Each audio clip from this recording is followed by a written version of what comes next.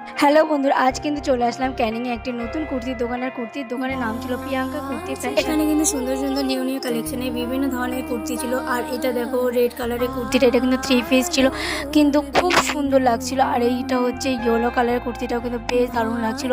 এগুলো সবই 3 পিস ছিল। আর এই 3 পিসের কুর্তিগুলোর প্রাইস ছিল কিন্তু মোটামুটি 1200 1250-এর মধ্যে।